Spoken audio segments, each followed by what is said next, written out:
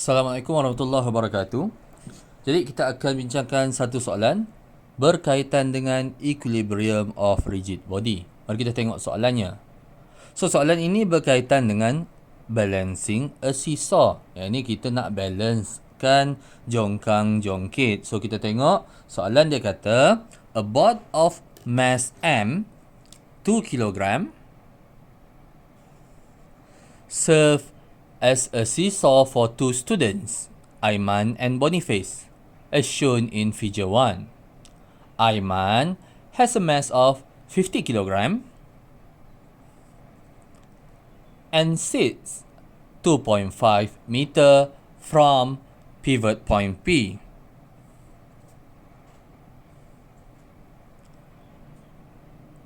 Question A, at what distance X? Okay, at what distance X from the pivot point must be Boniface of mass 45 kg place himself to balance the seesaw. Assume the board is uniform and centered over the pivot. Question B, calculate the force exerted by pivot P. Baik, pertama sekali, mari kita terlebih dahulu lukiskan free body diagram bagi sistem ini. Dan dalam kes ini, kita nak lukiskan free body diagram pada board.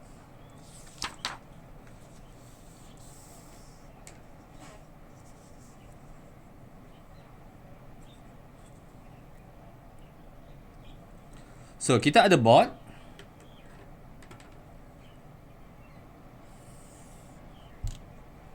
Ada pivot point P. Dan pada pivot point itu telah pun dilukiskan dua force. Force yang pertama adalah normal force. Dan force yang kedua adalah weight of the board. Di kiri dan kanan ada dua orang pelajar. Aiman exert force ke bawah pada board itu. Yang ini, weight Aiman is downward. And weight Boniface is also downward.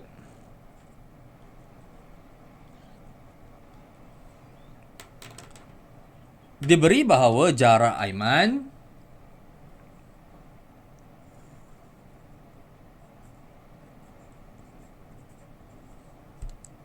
2.5 meter.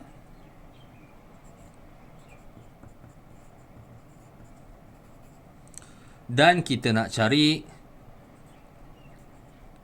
jarak Boniface ataupun X. Mass Aiman adalah 50 kg.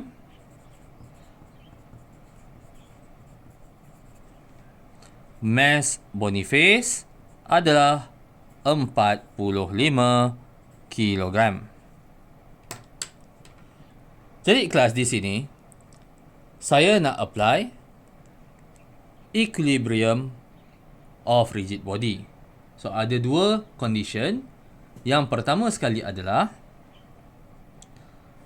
sum of torque is equals to 0 pada sistem ini.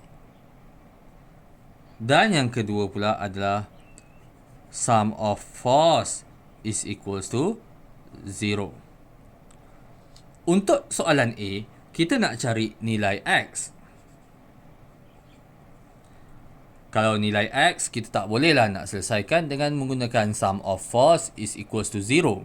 Sebaliknya, kita kena gunakan sum of torque is equals to 0. Equation torque diberi sama dengan RF sin theta.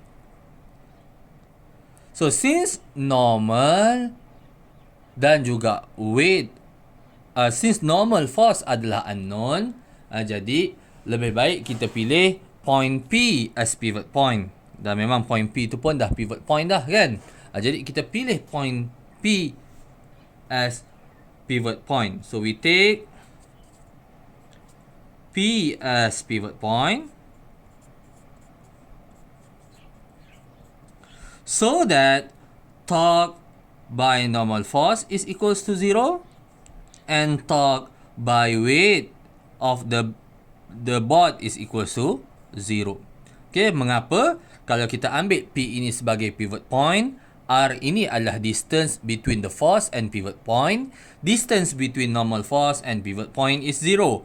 Distance between weight of the board and pivot point is also equals to 0. Hence, the torque due to normal force and weight at point P is equals to 0. Jadi di sini, kalau saya buat sum of torque is equals to 0, maka ada dua torque sahaja yang terlibat, iaitu torque due to Ayman and torque due to Boniface. So, sum of torque is equals to torque Ayman plus torque Boniface is equals to 0. Okay, torque Ayman adalah weight Ayman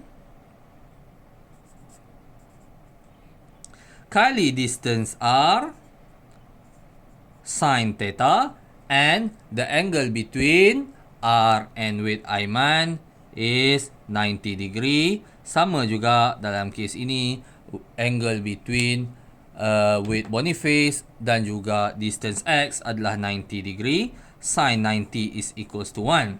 Okay, dari segi sign convention, kalau kita tengok, kita jadikan point P as pivot point. Kalau saya letak pembaris ni, point P as pivot point, dan weight Ayman tarik dia ke bawah, maka tendensi untuk board ini berpusing adalah pada arah counterclockwise. Untuk arah counterclockwise ataupun anti-clockwise, sign convention dia adalah positif. Manakala torque bagi Boniface pula adalah weight Boniface times X, distance di antara pivot point dan juga Boniface, times sin 90. Okey, dan kalau kita tengok tendensi board ini untuk bergerak disebabkan oleh Boniface adalah, so this is pivot point, Boniface exert force ke bawah. Maka kita nampak board kita ada tendensi untuk bergerak dalam direction clockwise. Maka untuk direction clockwise, sign convention dia adalah negative. That is equals to 0. So remember, anti-clockwise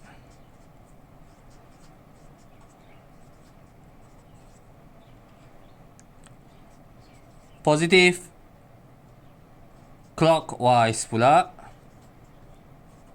adalah negatif. Itu sign convention bagi arah torque. Jadi kelas, masukkan saja information. Saya up sikit ke atas. Weight Ayman sama dengan 50 times 9.81 times distance Ayman and pivot point is 2.5. Sin 90 is equals to 1 minus weight Boniface 45 times distance X is unknown. Sin 90 is equals to 1. That is equals to 0. And we solve this equation for the value of X. Kita akan dapat nilai X bersamaan dengan 2.78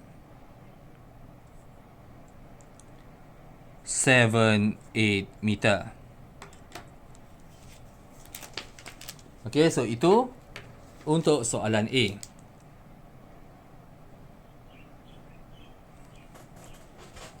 Untuk soalan B pula, calculate force exerted by pivot P. Pivot P exert force, normal force lah pada board. Okay, so basically untuk soalan B ini, kita nak cari normal force.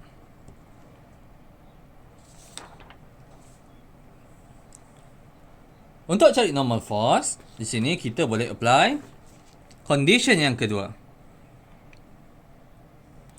Sum of force is equals to 0. Dan kebetulan dalam gambar rajah ini, kesemua force berada pada Y component sahaja. Jadi, untuk soalan B, sum of Fy is equals to 0.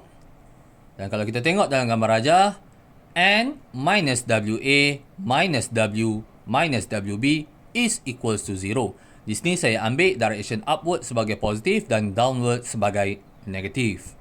So, N minus WA minus W minus WB is equals to 0. So, N is unknown. Minus WA is 50 times 9.81. Minus W is 2 times 9.81. Minus WB is 45 times 9.81 meter per second square. That is equals to 0. So, solve this equation for the value of N. Tekan kalkulator dan cek sama ada pengiraan saya betul ataupun tidak. Saya akan dapat normal force bersamaan dengan 951.57 Newton.